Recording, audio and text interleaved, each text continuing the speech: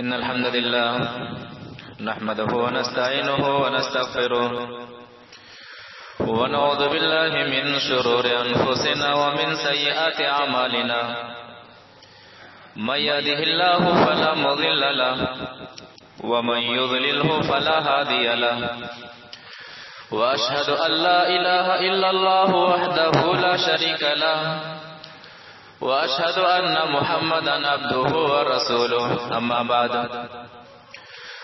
فأعوذ بالله السميع العليم من الشيطان الرجيم من همزه ونفخه ونفسه يا أيها الذين آمنوا اتقوا الله حق تقاته ولا تموتن إلا وأنتم مسلمون بسم الله الرحمن الرحيم يا أيها الناس اتقوا ربكم الذي خلقكم من نفس واحدة وخلق منها زوجها وبث منهما رجالا كثيرا ونساء واتقوا الله الذي تساءلون به والأرحام إن الله كان عليكم رقيبا يا أيها الذين آمنوا اتقوا الله وقولوا قولا سديدا يصلح لكم أعمالكم ويغفر لكم ذنوبكم ومن يطع الله ورسوله فقد فاز فوزا عظيما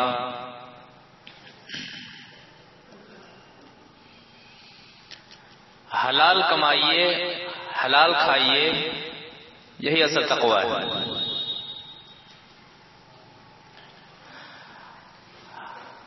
حلال بزنس اور حرام بزنس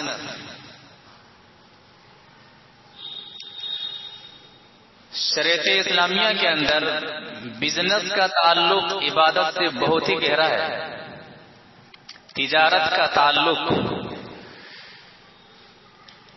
عبادت سے بہت ہی زیادہ گہرا ہے. یعنی اگر تجارت حلال ہے تو عبادت قبول ہے، تجارت حرام ہے تو عبادت قبول نہیں ہے.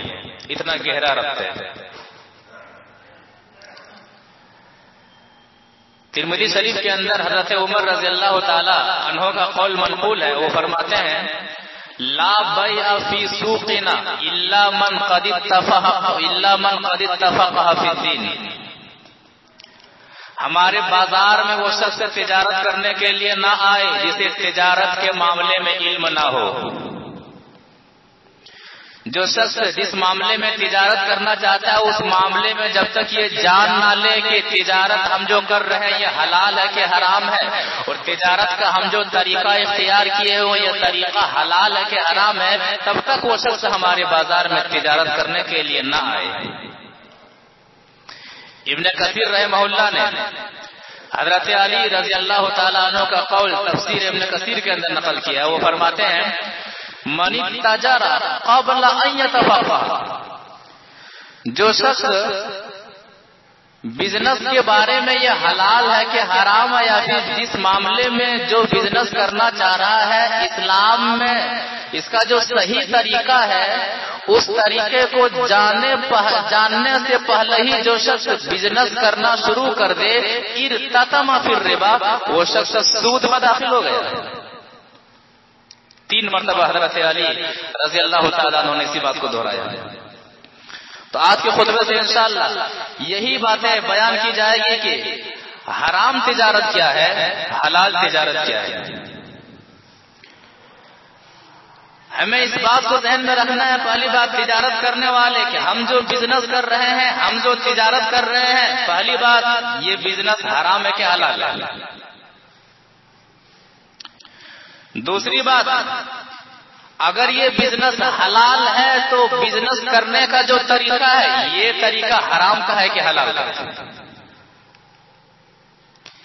اس لیے کہ تجارت کا تعلق صرف دنیاوی زندگی سے نہیں ہے، بزنس کا تعلق صرف دنیاوی زندگی سے نہیں ہے، اس بزنس کا تعلق عبادت سے. آدمی نماز پڑھے نماز قبول نہیں، آدمی دعا کرے دعا قبول نہیں، اگر حرام تجارت ہے، حرام کمائی سے ان کی پرورش ہو رہی ہو دعا کرتے ہیں کہ اللہ تبارک و تعالی ہمیں قرآن و حدیث کی روشنی میں واضح طور پر کھول کر کے بیان کرنے کی توفیق دے، اور ہمیں سننے کی توفیق دے، اور سننے سے زیادہ ہمیں اپنی تجارتی زندگی میں اس کو اسلامی تجارت کو لاگو کرنے کی توفیق عطا فرمائے۔ شریعت اسلامیہ نے معاشی زندگی پر ابھارا ہے کہ معاشی زندگی کو اپناؤ، یعنی تجارت اور بزنس کو اپناؤ۔ شریعت اسلامیہ کے اندر تجارت کی اہمیت کتنی زیادہ ہے اور شریعت اسلامیہ نے کس قدر ابھارا ہے، اس کا اندازہ ہم ایک حدیث سے لگا سکتے ہیں۔ حدیث وعن ابي هريره رضي الله تعالى عنه يقول قال رسول الله صلى الله عليه وسلم لأن يحتطب احدكم هزمة على ظهره خير له من ان يسأل احدا فيؤتيه او يمنعه، رواه البخاري في كتاب البيوع۔ بخاری شریف کی حدیث ہے، راوی حدیث حضرت ابو ہریرہ رضی اللہ تعالی عنہ ہے۔ وہ فرماتے ہیں کہ اللہ کے رسول صلی اللہ علیہ وسلم نے فرمایا لَأَن يَحْتَطِبَ أَحَدُكُمْ حُزْمَةً، کہ لوگوں تم میں سے کوئی شخص لکڑی کی گٹھڑی اٹھا لے، اپنی پیٹھ پر اٹھا لے، یعنی تم میں سے کسی کے پاس اتنی پونجی نہیں ہے کہ مزید کوئی بڑا بزنس شروع کرے، تم میں کہ کسی کے پاس اگر اتنا پیسہ نہیں ہے، اتنا مال نہیں ہے کہ کوئی اور بزنس شروع کرے، لیکن تجارت کرنا ہے، تجارت اپنی زندگی کو حلال طریقے سے لے جانے کے لیے اگر تم میں سے کوئی شخص لکڑی کی گٹھڑی کو اپنے کندھے پر اٹھا لے، یہ ایسا کر کے کمانا، ایسا کر کے بزنس کرنا اور ایسا لکڑیوں کو بیچ کر کے کمانا اور خود پرورش کرنا، گھر والوں کی پرورش کرنا، یہ بہتر ہے اس بات سے، کس بات سے؟ خیر اللہ من ان یسأل احدا، کہ کوئی شخص کسی کے سامنے ہاتھ پھیلا دے، مانگنا شروع کر دے، فیمنعہ او یؤتیہ، چاہے اسے دے چاہے اسے نہ دے۔ تو تجارت کی اہمیت، بزنس کی اہمیت شریعت اسلامیہ کے اندر اتنی زیادہ ہے، حدیث کہتی ہے کہ آدمی کو چاہیے کہ جہاں تک ہو سکے حلال بزنس کو اپنائے، حلال تجارت کو اپنائے۔ تجارت میں جو فائدہ ہوتا ہے، جو منافع ہوتا ہے، اللہ تبارک و تعالیٰ اسے فضل قرار دیتا ہے کہ یہ اللہ تعالیٰ کا فضل ہے۔ تجارت میں جو فائدہ ہو رہا ہے یہ اللہ تعالیٰ کا فضل ہے۔ سورہ بقرہ آیت نمبر 198 میں اللہ تعالیٰ فرماتا ہے لا جناح علیکم ان تبتغوا فضلا من ربکم، کہ تم بذریعہ تجارت فضل حاصل جو کر رہے ہو، فضل حاصل کرنے میں، منافع حاصل کرنے میں تم پر کوئی حرج نہیں ہے، یعنی اگر حلال پونجی لگایا ہے، حلال پونجی لگا کر کے بزنس کر رہے ہو، تجارت کر رہے ہو اور اس سے جو فائدہ ہو رہا ہے یہ اللہ تعالیٰ کا فضل ہے۔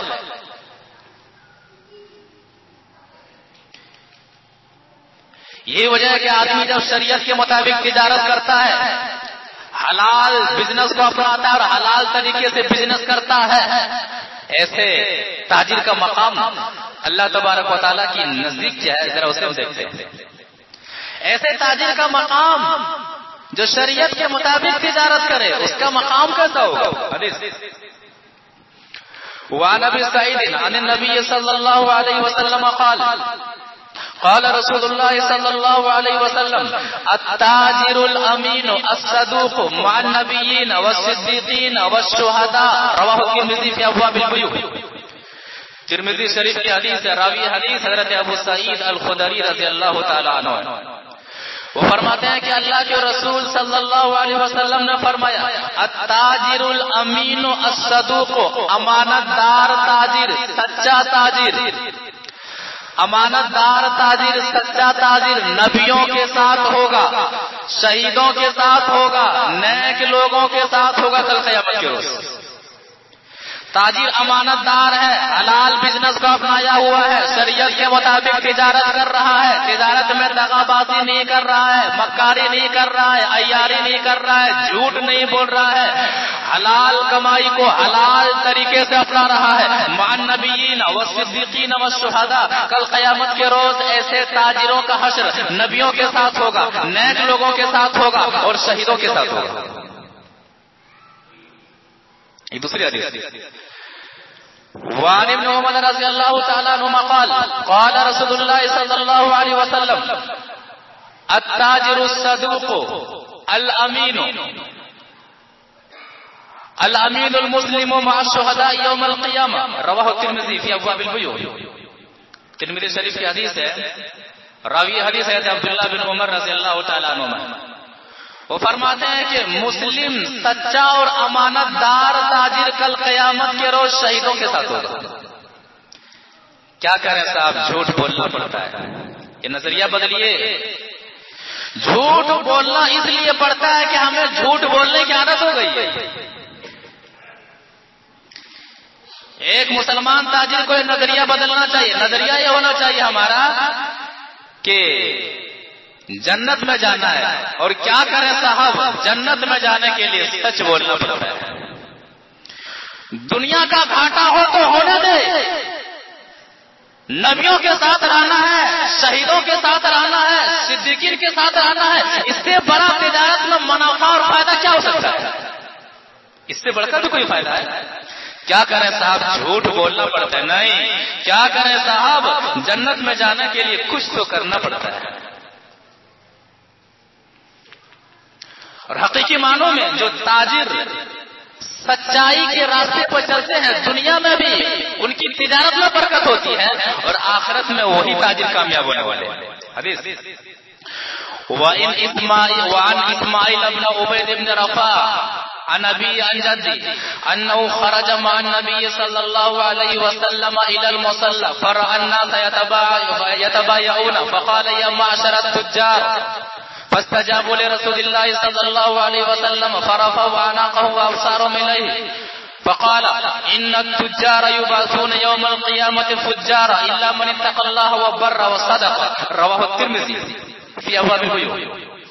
ترمذی شریف کی حدیث ہے، راوی حدیث حضرت اسماعیل بن عبید بن رفاع ہے، وہ اپنے باپ سے اور وہ اپنے دادا سے روایت کرتے ہیں۔ وہ کہتے ہیں کہ اللہ کے رسول صلی اللہ علیہ وسلم کے ساتھ وہ عیدگاہ کی جانب نکلتے ہیں، دیکھتے ہیں کہ لوگ تجارت کے اندر مصروف ہیں۔ آپ نے کہا یا معاشر التجار، اے تجارت کرنے والوں، تجارت کرنے والے اللہ کے رسول صلی اللہ علیہ وسلم کی جانب متوجہ ہو گئے کہ نبی صلی اللہ علیہ وسلم کی آواز۔ سارے تاجروں کو متوجہ اپنے جانب کرنے کے بعد کیا فرماتے ہیں؟ ان التجار یبعثون یوم القیامت فجارا، اے تجارت کرنے والوں سنو، یہ تجارت کرنے والوں کا حشر کل قیامت کے روز گناہ گاروں کے ساتھ ہوگا، فاسقوں کے ساتھ ہوگا، فاجروں کے ساتھ ہوگا۔ ایک تاجروں کی جماعت سنو، تجارت کرنے والوں کا حشر قیامت کے روز گناہ گاروں کا ساتھ ہوگا، فاجروں کے ساتھ ہوگا، فاسقوں کے ساتھ ہوگا، الا من اتقى الله وبر وصدق، ہاں وہ تاجر جو تجارت میں اللہ سے ڈرتے رہتا ہے، نیکی کرتے رہتا ہے اور سچ بولتے رہتا ہے، ان کا شمار کل قیامت کے روز گناہ گاروں کے ساتھ نہیں ہوگا، گناہ گاروں میں نہیں ہوگا، فاسقوں میں نہیں ہوگا۔ تجارت کا فائدہ حلال تجارت اور حلال طریقے سے تجارت کا فائدہ دنیا میں بھی ہے اور آخرت میں بھی ہے۔ تجارت کے معاملے میں تاجر کو فیاضی سے کام لینا چاہیے، ذرا سا کھلے دل سے جو گراہک ہے ان کے ساتھ معاملہ کرنا چاہیے۔ اس کی فضیلت کیا ہے؟ حدیث وعن جابر بن عبد الله رضي الله تعالى عنه قال غفر الله لرجل كان قبلكم كان اذا باع كان سهلا اذا باع وسهلا واذا اشترى وسهلا اذا اقتضى، رواه الترمذي في ابواب البيوع۔ ترمذی شریف کی حدیث ہے، راوی حدیث حضرت جابر بن عبد الله رضی اللہ تعالی عنہ، وہ فرماتے ہیں کہ اللہ کے رسول صلی اللہ علیہ وسلم نے فرمایا کہ تم سے پہلے لوگوں میں سے ایک شخص کو اللہ تبارک و تعالیٰ نے معاف کر دیا، ان کے گناہوں کو دھو دیا۔ وجہ کیا تھی؟ کہ وہ تجارت کے معاملے میں بہت ہی نرم دل تھا، کانا سہلن اذا باع، خریدتا تھا تو نرمی اختیار کرتا تھا، سہلن اذا اشترا، جب بیچتا تھا اور تو بھی نرمی اختیار کرتا تھا، اور جب قرض کا یا پھر کسی اور چیز کا مطالبہ گراہک سے کرتا تھا تو بھی نرمی اختیار کرتا تھا، ان کے ساتھ نرمی کا معاملہ کرتا تھا، ان کے ساتھ بے ادبی کا اور سختی کا معاملہ نہیں کرتا تھا، یعنی ان کے حالات کو دیکھتا تھا۔ اسی کی وجہ سے اللہ تبارک و تعالیٰ نے تم سے پہلے لوگوں میں سے ایک شخص کو معاف کر دیا، اسے ان کے گناہوں کو دھو دیا اور جنت کے اندر داخل فرما دیا۔ یہ بہت بڑی بات ہے کہ ایک تاجر جو گراہک ان کے پاس آ رہا ہے ان کے مزاج کو دیکھے، ان کے حالات کو دیکھے اور ان کے احوال کو دیکھے اور ان کے ساتھ معاملہ کرے، ان کے ساتھ نرمی کا برتاؤ کرے۔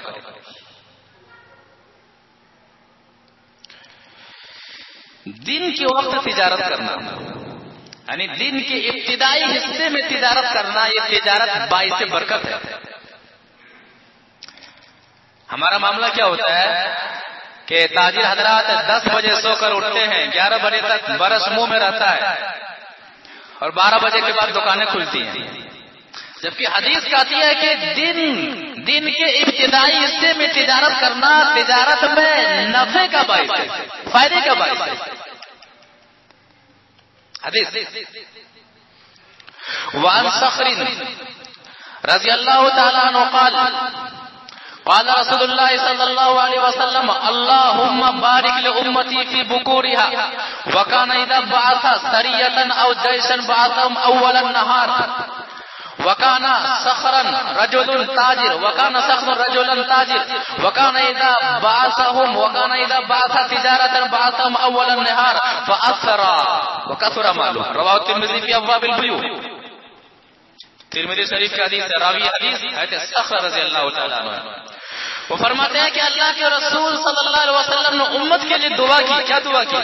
اللہم بارک لامتی فی بکورها، اے اللہ میری امت کی صبحوں میں تو برکت دے۔ صبح کے وقت جو جلد اٹھ جاتے ہیں اور جلد اٹھنے کے بعد جو فجر کی نماز پڑھتے ہیں اور جو جاگے رہتے ہیں، جو دین کا کام بھی کرتے ہیں دنیا کا بھی کام کرتے ہیں، ان سے پوچھیے، اور جو 10 بجے کے بعد اٹھتے ہیں 11 بجے کے بعد اٹھتے ہیں ان کے مزاج کے بارے میں پوچھیے کہ آپ کا مزاج کیسا لگتا ہے اور ان کا مزاج کیسا لگتا ہے۔ کیوں؟ دعا ہے نبی صلی اللہ علیہ وسلم کی، اے اللہ میری امت کی صبحوں میں برکت دے۔ راوی کے بارے میں کہا جاتا ہے کہ وہ شخص تاجر تھا، صخر جو ایک تاجر صحابی تھے، اور جب بھی تجارت کا سامان باہر بھیجا کرتے تھے تو صبح کا وقت باہر بھیجا کرتے تھے، اور اسی کی برکت تھی کہ وہ شخص مالدار ہو گیا تھا اور اس کے مال میں بہت زیادہ اضافہ ہوا تھا۔ تو تجارت میں منافع حاصل کرنے کے ایک شرعی فائدہ یہ ہے کہ آدمی صبح کے وقت تجارت کرے، صبح سویا نہ رہے، اللہ تبارک و تعالیٰ کو یاد کرنے کے بعد اللہ تبارک و تعالیٰ کے بتائے ہوئے طریقے کے مطابق تجارت کرے، یہ فائدے کا سب سے بڑا سبب ہے۔ آدمی پوچھتا ہے اب فائدہ کیسے ہوگا؟ یہ فائدے کا سب سے بڑا سبب ہے۔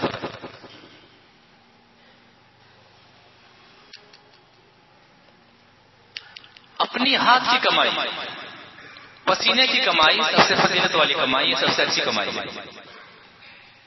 تجارت کے معاملے میں آدمی کو چاہیے کہ محنت کرے، مزدوری کرے، جو کام وہ جانتا ہے، جو ذمہ داری وہ ادا کر رہا ہے اسے ایمانداری کے ساتھ ادا کرے، اس کے بعد جو اللہ تبارک و تعالیٰ انہیں روزی دے وہ روزی ان کے حق میں سب سے بہتر ہے۔ حدیث عن المقدام عن رسول اللہ صلی اللہ علیہ وسلم قال ما اکل احد طعاما قط خیرا من ان یاکل من عمل یدی وان نبی اللہ داؤد علیہ السلام کان یاکل من عمل یدی رواہ البخاری فی کتاب البیوع۔ بخاری شریف کی حدیث ہے، راوی حدیث حضرت مقدام رضی اللہ تعالیٰ عنہ، وہ فرماتے ہیں کہ اللہ کے رسول صلی اللہ علیہ وسلم نے فرمایا کہ سب سے بہتر کمائی، سب سے بہتر روزی آدمی کی زندگی میں وہ ہے جو اپنے ہاتھ سے کماتا ہے، جو محنت کر کے کماتا ہے، جو ایمانداری سے کما کر کے حاصل کرتا ہے، حلال طریقے سے کما کر کے حاصل کرتا ہے، اس انسان کی زندگی میں سب سے بہتر کمائی وہی ہے۔ کیوں؟ وَإِنَّ نَبِيَّ اللَّهِ داؤد علیہ السلام کَانَ یَأْکُلُ مِنْ عَمَلِ یَدِهِ، اللہ کے نبی داؤد علیہ السلام بھی اپنے ہاتھوں سے کما کر کے کھایا کرتے تھے۔ اور اللہ کے رسول صلی اللہ علیہ وسلم کا معاملہ بھی کیا تھا؟ سیرت کی کتابیں پڑھیں گے آپ، اللہ کے رسول صلی اللہ علیہ وسلم مکہ کی بکریاں، مکہ والوں کی بکریاں چرایا کرتے تھے، اور پھر اللہ کے رسول صلی اللہ علیہ وسلم نے حضرت خدیجہ رضی اللہ تعالی عنہا کا سامان لے کر کے آپ ملک شام گئے اور تجارت کیا، اور اس میں اللہ تبارک و تعالیٰ نے اتنی زیادہ برکت دی کہ حضرت خدیجہ رضی اللہ تعالیٰ عنہ بہت ہی زیادہ متاثر ہوئی، اور اسی سے متاثر ہو کر کے حضرت خدیجہ رضی اللہ تعالیٰ عنہا نے شادی کا پیغام دیا تھا، نکاح کا پیغام دیا تھا کہ اللہ کے رسول صلی اللہ علیہ وسلم سے ہمارا نکاح کرا دیں، جسے اللہ کے رسول صلی اللہ علیہ وسلم نے قبول فرما لیا تھا۔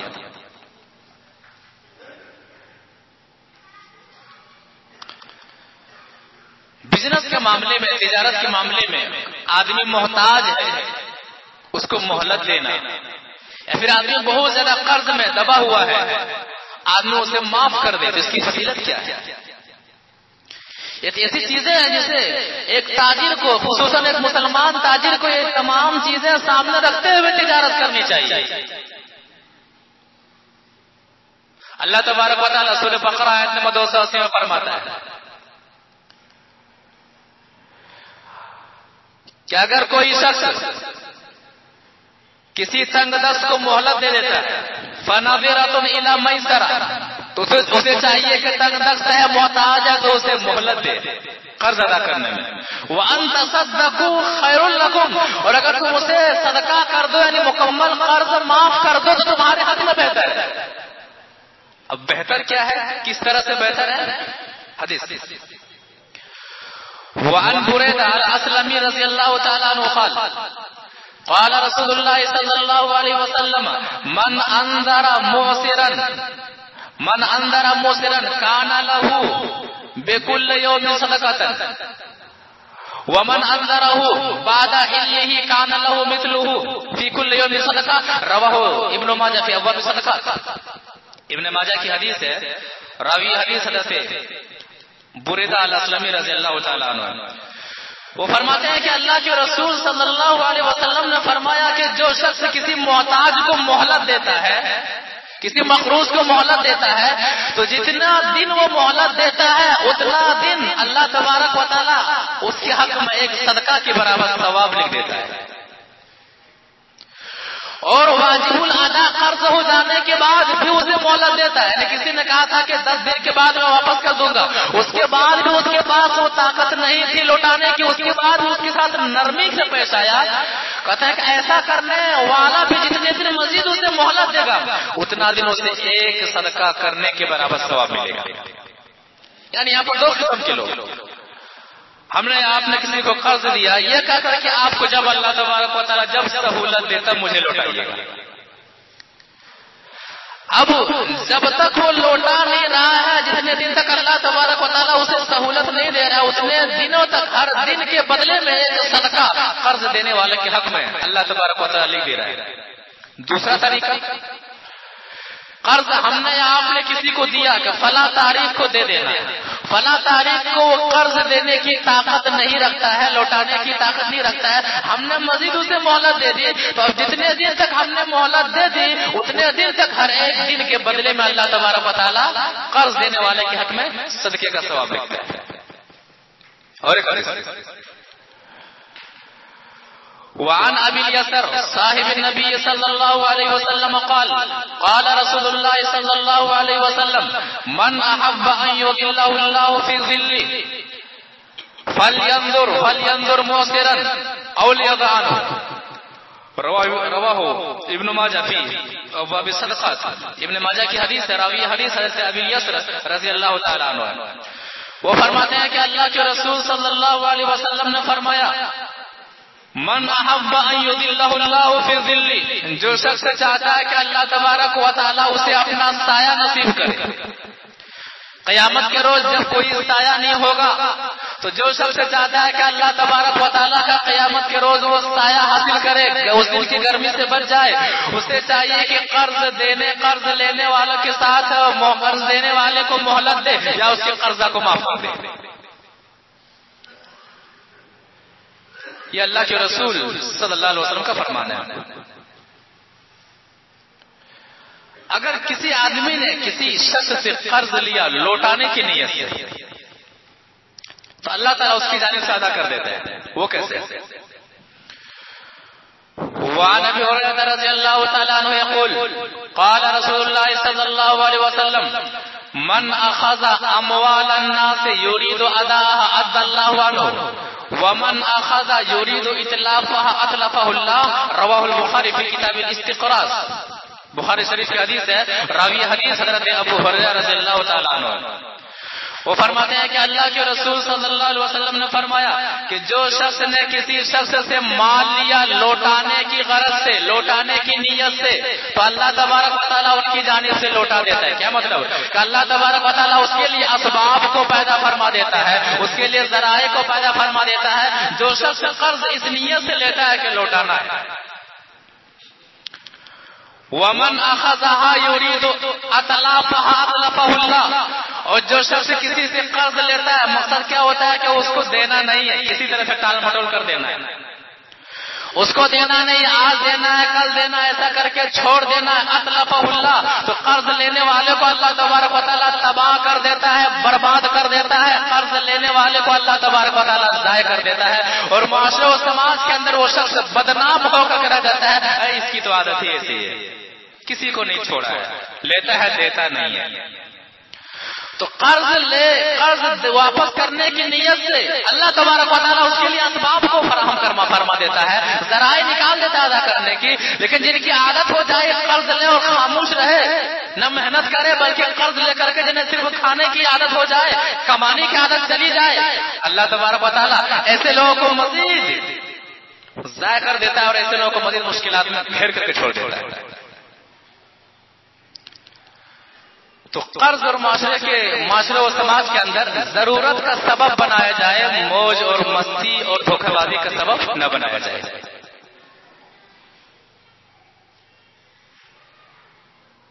تجارت کے معاملے میں دھوکہ دہی سے کام لینا، عیبدار چیز کو بیچ دینا، صحیح مال دکھا کر کے غلط مال کو پیک کر کے دے دینا، بھیج دینا کہ کون اس میں سے دیکھے گا۔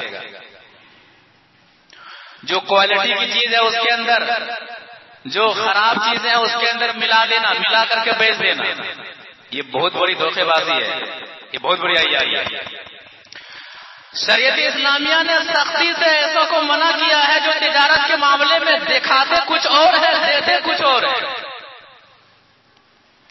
جو شریعت کے معاملے میں کوئی اور سامان دکھایا جاتا ہے اور اس کے اندر ملاوٹ کر کے کوئی اور سامان بیچا جاتا ہے، اللہ کے رسول صلی اللہ علیہ وسلم نے سختی سے منع کیا۔ حدیث وعن عقبة بن عامر عن النبي صلى الله عليه وسلم قال المسلم اخو المسلم ولا يحل لمسلم اذا باع من اخيه بيعا فيه عيب الا ان يبينه، رواه احمد في مسند۔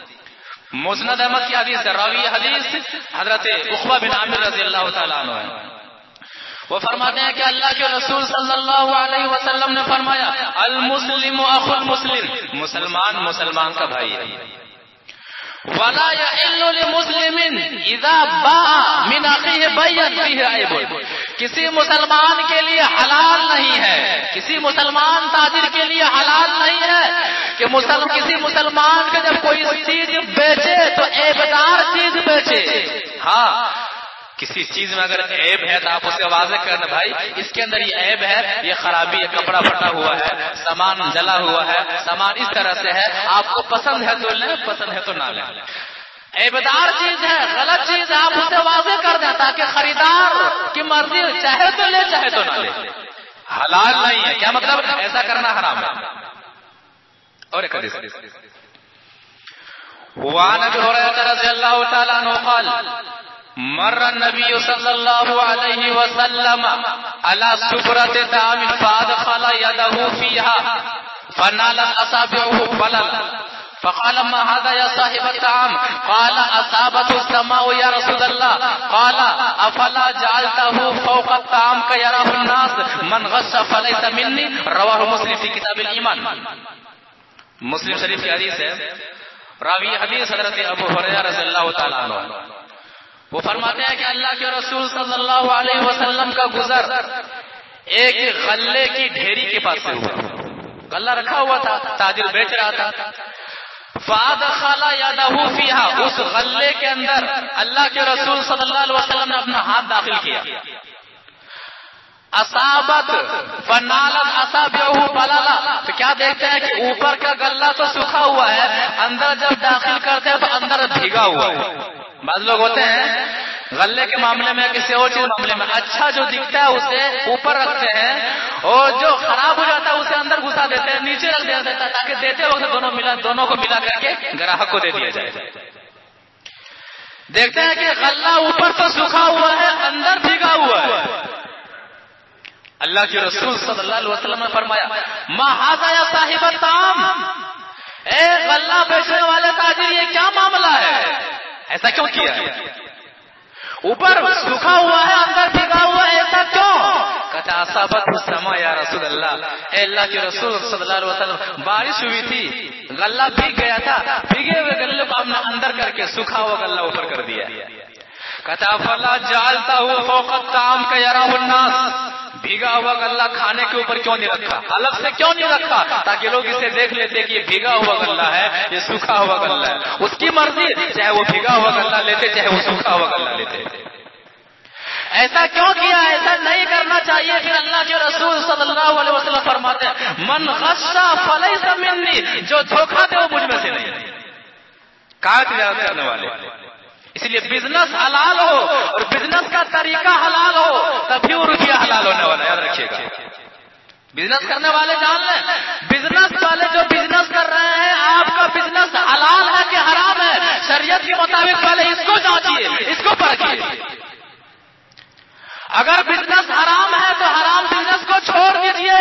حرام بزنس کر کے جو کمائی آپ کھا رہے ہیں، آپ وہ کمائی کھانے کی وجہ سے عبادتیں رب قبول نہیں کرے گا، دعائیں رب قبول نہیں کرے گا۔ اور اگر بزنس حلال ہے تو طریقہ دیکھیے کہ حلال ہے کہ نہیں ہے۔ اگر اللہ کے رسول صلی اللہ علیہ وسلم کے طریقے کے مطابق حلال بزنس کو بھی نہیں کیا جائے وہ بزنس حرام ہو جاتا ہے۔ غور کرنے کی بات ہے، اللہ کے رسول صلی اللہ علیہ وسلم یہ فرماتے ہیں من غش فلیس منی، جو دھوکہ دے وہ مجھ میں سے نہیں، وہ محمد صلی اللہ علیہ وسلم کے طریقے میں سے نہیں ہے، وہ محمد صلی اللہ علیہ وسلم کے راستے میں سے نہیں ہے۔ اور مزید غور کرنے کی بات ہے، یہ حدیث مسلم شریف کتاب الایمان میں ہے، یعنی تجارت کا تعلق ایمان سے ہے۔ کتاب الایمان میں لا کر کے حدیث کو یہ بتانے کی کوشش کی جا رہی ہے کہ تجارت کا تعلق بزنس کا تعلق ایمان سے ہے۔ بزنس میں اگر دھوکہ دو گے تو دھوکہ دینے کی وجہ سے ایمان خراب ہو سکتا ہے، بلکہ ایمان کبھی کبھی نکل بھی سکتا ہے۔ اس لیے بزنس کا تعلق ایمان سے۔ آدمی کیا سمجھتا ہے ہم نے تو کمال کر دیا۔ جو شخص آج کے معاشرے و سماج میں جو تاجر گراہک کو جتنا بڑا دھوکہ دے دے اپنے آپ کو اتنا بڑا وہ تاجر اور اتنا بڑا وہ چالاک سمجھتا ہے، جبکہ جو شخص دو تاجر دھوکہ دے گراہکوں کے ساتھ شریعت کے نظر میں وہ نبی صلی اللہ علیہ وسلم کے طریقے میں نہیں ہے، وہ دھوکہ باز ہے۔ اور یہ دھوکے بازی اس کے ایمان کی جان لے سکتی ہے، یہ دھوکے بازی اس کے دل سے ایمان کو نکال سکتی ہے۔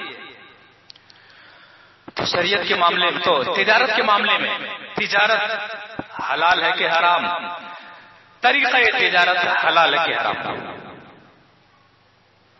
تاجروں کو چاہیے کہ اللہ تبارک و تعالیٰ جب اسے توفیق دے صحیح تجارت کر رہا ہے، وہ اللہ تبارک و تعالیٰ فائدہ دے رہا ہے، اس میں سے صدقہ کرتا رہے، خیرات کرتا رہے، اس کا فائدہ کیا ہوگا؟ حدیث عن قیس بن ابی برزہ قال كنا في عهد رسول الله صلى الله عليه وسلم نسمى السماسرة فمر بنا رسول الله صلى الله عليه وسلم فسمانا باسم هو احسن منه فقال يا معشر التجار ان البيع يحضره اللهو والحلف فشوبوا بالتجارة فشوبوا بالصدقة رواه ابو داود في کتاب البيوع۔ ابو داؤد شریف کی حدیث راوی حدیث حضرت قیس بن ابی برزہ رضی اللہ تعالیٰ عنہ وہ کہتے ہیں کہ ہم تجارت کرتے تھے اللہ کے رسول صلی اللہ علیہ وسلم کے زمانے میں، اور اس زمانے میں ہمیں سماسرہ کہا جاتا تھا۔ سماسرہ ایک عربی لفظ جو کہ تاجر کے مقابلے میں اس زمانے میں اللہ کے رسول صلی اللہ علیہ وسلم کے زمانے میں تاجر کو مکہ میں تجارت کرنے والے کو سماسرہ کہا جاتا تھا۔ یہ ایک عجمی لفظ ہے، اور یا تو پھر سماسرہ اس آدمی کو بولتے ہیں جو خریدنے اور بیچنے والوں کے درمیان جو دلالی کرتا ہے، اسے بھی سماسرہ کہا جاتا ہے۔ تو کہتے ہیں کہ اللہ کے رسول صلی اللہ علیہ وسلم کا گزر ایسے موقع پر ہمارے پاس سے ہوا، ہم تجارت کر رہے تھے، آپ نے ہمیں ایک دوسرا لفظ دیا، کیا؟ یا معاشر التجار، یعنی تاجر کا لفظ اللہ کے رسول صلی اللہ علیہ وسلم نے دیا، جو سماسرہ سے بہت بہتر تھا۔ یا معاشر التجار، ایک تجارت کرنے والوں، ایک تاجروں کی جماعت ہو، سنو، ان البیع یحضرہ اللہو والحلف، خرید و فروخت کرتے وقت، تجارت کرتے وقت گراہک کے ساتھ کبھی غلط زبانی کا آدمی ایک تاجر شکار ہو جاتا ہے، غلط بیانی کا شکار ہو جاتا ہے، گناہ کچھ ہو جاتے ہیں، شیطان وہاں پر موجود ہوتا ہے۔ ایسے موقع پر ایک تاجر جھوٹ سے بچنے کے باوجود بھی کبھی کبھی گراہکوں کے ساتھ ایسے الفاظ نکال دیتا ہے جس سے اس کو تکلیف پہنچ جاتی ہے، اور پھر شیطان وہاں پر اسے ورغلا دیتا ہے اور گناہ کا شکار ہو جاتا ہے۔ لہذا فَشُوفُوهُ بِالصَّدَقَةِ، تجارت کر لینے کے بعد جو اللہ تبارک و تعالیٰ مال دے اس میں سے تم صدقہ و خیرات کرو، اس کے ذریعے سے اللہ تبارک و تعالیٰ تمہارے گناہوں کو مٹا دے گا، تمہاری خطاؤں کو مٹا دے گا۔ تو تاجروں کو چاہیے کہ اللہ تبارک و تعالیٰ جو توفیق دے، جو مال دے، ان میں سے صدقہ و خیرات کرتا رہے، اللہ کے راستے میں دیتا رہے۔ تو ہمارا بزنس حرام ہے کہ حلال ہے؟ ہمارا بزنس کا طریقہ نبی صلی اللہ علیہ وسلم کا طریقہ ہے کہ نبی صلی اللہ علیہ وسلم کا طریقہ نہیں ہے؟ اور تجارت کی اہمیت، تجارت میں ایک تاجر کو کیسے ہونا چاہیے، یہ چیزیں آج کے جمعے میں اس تعلق سے گفتگو ہوگی انشاءاللہ۔ آئندہ حرام تجارت کیا ہے، کیا بزنس ہے، کیا کیا تجارت ہیں جو معاشرے و سماج کے اندر لوگ کر رہے ہیں اور وہ تجارت حرام ہے، شریعت اسلامیہ کے اندر جائز نہیں ہے، اس معاملے میں گفتگو ہوگی انشاءاللہ۔ دعا کہ اللہ تبارک و تعالی ہمیں قرآن اور حدیث کے مطابق تجارت اور تجارتی اصول کو اپنانے کو توفیق عطا فرما۔ پروردگارا، جو لوگ تجارت کر رہے ہیں انہیں حلال تجارت کو اپنانے کی توفیق عطا فرما، اور جو لوگ حلال تجارت کو اپنائے ہوئے ہیں تجارت میں اللہ کے رسول صلی اللہ علیہ وسلم کا طریقہ اپنانے کو توفیق عطا فرما۔ پروردگارا، ہم میں سے جو بے روزگار ہے تو اسے روزگاری عطا فرما، ہم میں سے پروردگارا جو لوگ ہر کسی بھی معاملے میں پریشان ہے تو اس کی پریشانی کو دور کر دے، اس کی محتاجی کو دور فرما دے۔ اللہ تبارک و تعالیٰ تو رزاق ہے، اور اللہ کے رسول صلی اللہ علیہ وسلم کا طریقہ ہے کہ وسیلہ جہاں جو شرعی وسیلہ ثابت ہے ان میں سے ایک وسیلہ، شرعی وسیلہ یہ ہے کہ اللہ کے اسماء حسنہ کے ذریعے سے آدمی اللہ سے دعا کرے۔ تو آدمی اگر تجارت کے معاملے میں، بزنس کے معاملے میں پریشان ہے، رزق کے معاملے میں پریشان ہے، تو کہہ سکتا ہے کہ پروردگارا تو رزاق ہے، یہ رزاق تیرے اسماء حسنہ میں سے، تیرے ناموں میں سے ایک نام ہے، تیرے صفات میں سے ایک صفات ہے۔ اللہ لفظ رزاق کو، یعنی تو بہت ہی زیادہ روزی دینے والا ہے، لفظ رزاق کو وسیلہ بنا کر کے میں تجھ سے روزی مانگتا ہوں۔ اللہ ہم میں سے ہر شخص کو صحیح اور شرعی طریقے کے مطابق رزق کمانے کی توفیق عطا فرما۔ پروردگارا، ہم میں سے جو بیمار ہے اسے شفا عطا فرما۔ پھر دوبارہ ایک اعلان کہ ببلو صاحب کے داماد جو میرا صاحب ہے ان کی طبیعت کافی ناسا چل رہی ہے، دوبارہ دعا کی درخواست کی گئی ہے حضرات سے، دعا کرنا کہ اللہ تبارک و تعالیٰ انہیں شفا کاملہ عاجلہ عطا فرما، اور ہم میں سے ہر شخص کو موذی اور جان لیوا بیماریوں سے، ہر قسم کی بیماریوں سے بچائے رکھ، اور دنیاوی زندگی میں بھی امن دے اور اخروی زندگی میں امن دے۔ پروردگارا، ہم میں سے جو نمازی ہیں تو ان کی نمازوں کو قبول فرما۔ پروردگارا، جو لوگ سردی کے دنوں میں اور ٹھٹھرتی راتوں میں صرف اور صرف تیری محبت کی خاطر مسجد میں آتے ہیں، پروردگارا تو ان سے محبت فرما اور بہت زیادہ محبت فرما، اور پروردگارا ہم میں سے جو بے نمازی ہیں تو اسے نمازی بننے کی توفیق عطا فرما۔ پروردگارا، جو لوگ تیرے در میں آتے ہیں ان کے نماز کے ذریعے سے مسجد کے باہر کی زندگی بھی قرآن و حدیث کے مطابق جینے کی توفیق عطا فرما۔ پروردگارا، ہم میں سے جو مقروض ہیں تو ان کا قرض ادا کر دے۔ پروردگارا، ہمیں قرآن و حدیث کے باتیں مزید سننے کے لیے ہر اتوار کو صبح 8:30 بجے درس قرآن میں شرکت فرمانے کی توفیق عطا فرما۔ آمین۔ بارک اللہ لنا ولکم فی القرآن العظیم ونفعنا وإیاکم بالآیات والذکر الحکیم انہ تعالی جواد کریم ملک بالرؤوف الرحیم۔ ان الحمد لله نحمده ونستعينه ونستغفره ونعوذ بالله من شرور انفسنا ومن سيئات اعمالنا من يهده الله فلا مضل له ومن يضلله فلا هادي له وأشهد أن لا إله إلا الله وحده لا شريك له وأشهد أن محمدا عبده ورسوله أما بعد فأعوذ بالله السميع العليم من الشيطان الرجيم من همزه ونفخه ونفسه يا أيها الذين آمنوا اتقوا الله حق تقاته ولا تموتن إلا وأنتم مسلمون بسم الله الرحمن الرحيم يا أيها الناس اتقوا ربكم الذي خلقكم من نفس واحدة وخلق منها زوجها وبث منهما رجالا كثيرا ونساء واتقوا الله الذي تساءلون به والأرحام إن الله كان عليكم رقيبا يا أيها الذين آمنوا اتقوا الله وقولوا قولا سديدا يصلح لكم أعمالكم ويغفر لكم ذنوبكم ومن يطع الله ورسوله فقد فاز فوزا عظيما